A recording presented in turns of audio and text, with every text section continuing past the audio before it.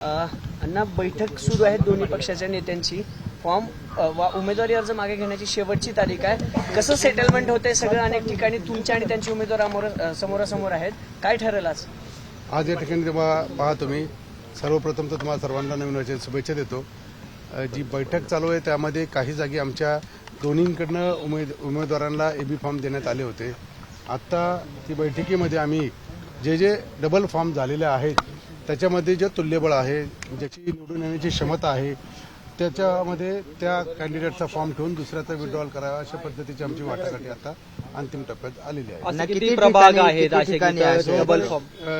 9 ठिकाणी जवळजवळ. मग हे 9 ठिकाणी जे माघार घेतील ते तुमचे अर्धे आणि त्यांचे अर्धे असं काही गणित? अर्धे असा फॉर्म्युला नाहीये. फॉर्म्युला असा आहे की फीडबॅक जो सर्व्हेमध्ये येतो की हा उमेदवार तुल्यबळ आहे तर त्याच्यामध्ये त्याला ती जागा सोडायची.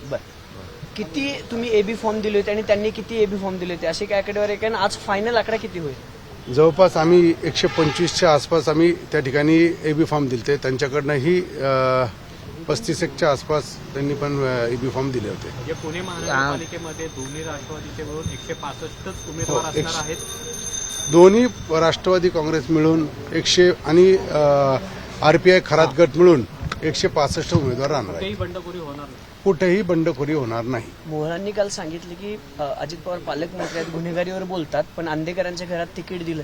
त्यांचं काय माघारी वगैरे असं काही ठरलंय की कंटिन्यू करतात? 2-3 गुन्हेगार आहेत असं त्यांचं म्हणणं आहे की 4 दक्षिणेपर्यंत तुमचे लिस्ट पाहिली तर कायदा व सुरक्षेचा प्रश्न सारखा सांगतात दादा निर्माण होतो, हे होतं, गुन्हेगारी वाढते आणि दादा ते असं गुन्हे आणि आम्ही विकास देतात. त्यावरती आता एक तर लक्षात घ्या, हे जे उमेदवार आहेत ते बऱ्यापैकी आपले आरपीआय सचिन खरात गटातनं त्यांनी दिलेले आहे. त्यांच्याबरोबर दादांची चर्चा चालू आहे. अंतिम निर्णय ते घेतील. उमेदवार तर घड्याळावर लढणार आहेत ना, चिन्हावर लढतायत ना सगळे गुन्हेगारी. हा, आता त्यांच्यावर चर्चा चालू आहे. अंतिम निर्णय अजून तर फक्त हे चालू आहे. निर्णय होईल.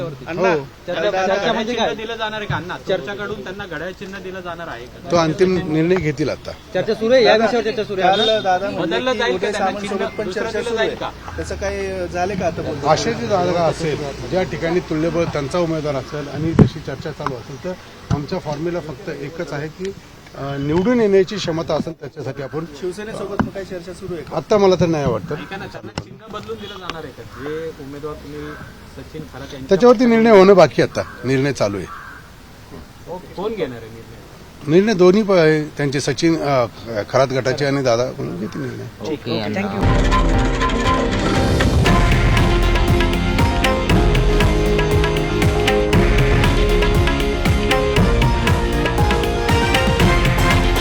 हे आहे देशातील नंबर 1 न्यूज नेटवर्क आणि आपण पाहत आहात TV9 मराठी, एकमेव.